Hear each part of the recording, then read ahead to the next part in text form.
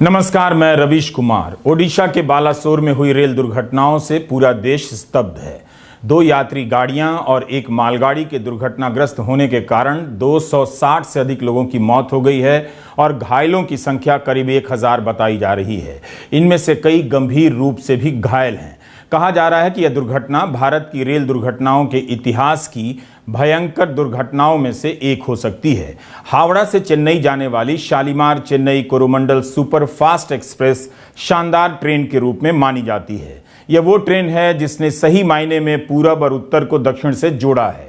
इस ट्रेन की रफ्तार और रूट की खूबसूरती को लेकर लोग खूब बातें किया करते थे।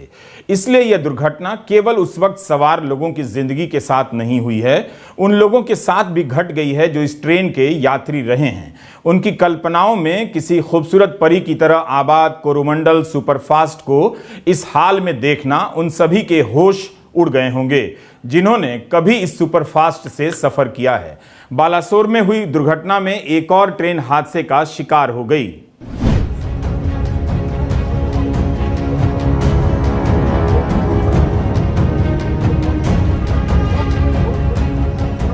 बालासोर के पास sir M Visvesvaraya terminal Howrah superfast express Bahanaga Bazar station पर डिरेल हो गई।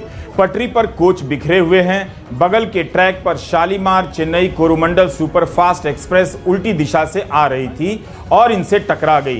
कोरोमंडल एक्सप्रेस के 12 कोच पटरी से उतर गए और कुछ डिरेल कोच के साथ वाले ट्रैक पर खड़ी हुई एक मालगाड़ी से जा टकराए। दोनों ट्रेनों की 17 बोगियां पटरी से उतर गईं और भयंकर रूप से क्षतिग्रस्त हो गईं। यह सब शुरुआती जानकारियां हैं, अभी और जानकारी आती रहेगी। पहले से एक ट्रेन दुर्घटनाग्रस्त हुई तो उस समय किसी भी दिशा से आती जाती ट्रेन को सिग्नल तो गया ही होगा। क्या कोरोमंडल के ड्राइवर को सिग्नल नहीं गया? मालगाड़ी के ड्राइवर को सिग्नल गया था। बगल के ट्रैक से सुपर फास्ट एक्सप्रेस कैसे आ गई? कितनी देर पहले हावड़ा सुपर फास्ट एक्सप्रेस दुर्घटनाग्रस्त हुई थी? मालगाड़ी क्यों खड़ी रही? इन सब की जांच होगी। जब तक जांच की रिपोर्ट आएगी आप इस भयावह दुर्घटना के असर से दूर हो चुके होंगे। रेल मंत्री का दौरा हो चुका है, जांच के आदेश दे दिए गए हैं जो इस मौके पर ही दे दिए जाते हैं। उन परिवारों के साथ हमारी भी संवेदनाएं हैं जिनके लोग इस दुर्घटना में मारे गए हैं और घायल हुए हैं।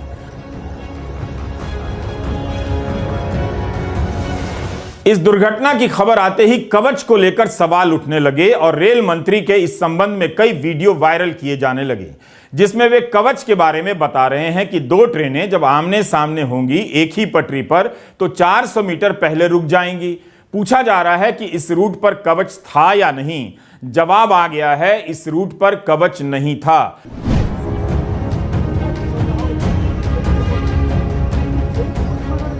रेलवे के प्रवक्ता अमिताभ शर्मा का मीडिया में बयान है कि इस रूट पर ही कवच नहीं है। बताइए ये कितना महत्वपूर्ण रूट है और यहां कवच तक नहीं। कोरोमंडल सुपरफास्ट एक प्रतिष्ठित ट्रेन है, इसमें कवच नहीं। और मंत्री जी प्रचार में लगे हैं कि कवच मिल गया है। ठीक से कवच अभी लगा नहीं कि शहर में ढिंढोरा पीटने लग गए। अगर कवच इस रूट पर होता तो शायद आज 260 से अधिक लोग नहीं मारे जाते। ट्रेनों की टक्कर को रोकने के लिए दुनिया भर में कई टेक्नोलॉजी हैं। कई साल से हम लोग इस पर सुनते आ रहे हैं कि टक्कर रोकने के यंत्र लगाए जाएंगे।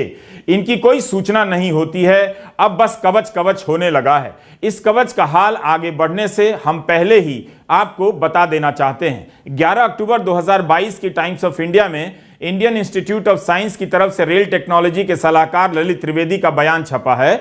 उन्होंने कहा है कि कुछ ट्रेनों में कवच लगा देने से नई टेक्नोलॉजी पूरी तरह काम नहीं करेगी।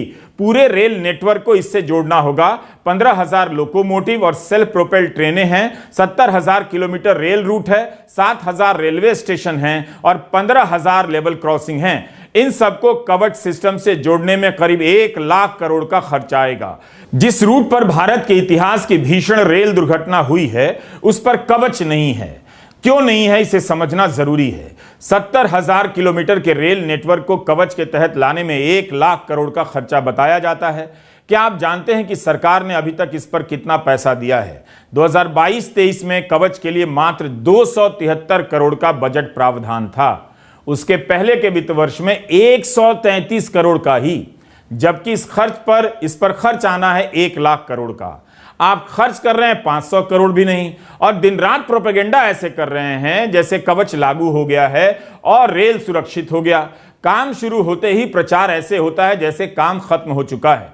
मंजूरी की खबरों को भी हेडलाइन में ऐसे चमका दिया जाता है जैसे काम पूरा हो गया। प्रधानमंत्री श्री नरेंद्र मोदी जी ने अपने ही इंजीनियर्स को इंस्पायर करके एक ऐसा सिस्टम डेवलप किया जो आज वर्ल्ड में उसकी चर्चा हो रही है। जैसे वंदे भारत की चर्चा हो रही है, वैसे ही कवच की चर्चा हो रही है। मार्च 2022 के इस बयान में रेल मंत्री कह रहे हैं कि इंजीनियर को प्रेरित प्रधानमंत्री ने किया, फिर तो पेटेंट भी उन्हीं के नाम से करवा देते। भारत की अपनी तकनीक है तो पेटेंट होनी भी चाहिए। इस कवच के बजट का हाल आपने देखा, इसे मंत्री जी नहीं बता रहे हैं, मगर इस पर जरूर जोर देंगे कि प्रधानमंत्री ने इंजीनियर को प्रेरित कर सिस्टम बनवा दिया। पिछले साल तो कह रहे थे कि सारी दुनिया में चर्चा है, लेकिन आपकी इतनी बड़ी बड़ी ट्रेनों में अभी तक कवच भी नहीं है।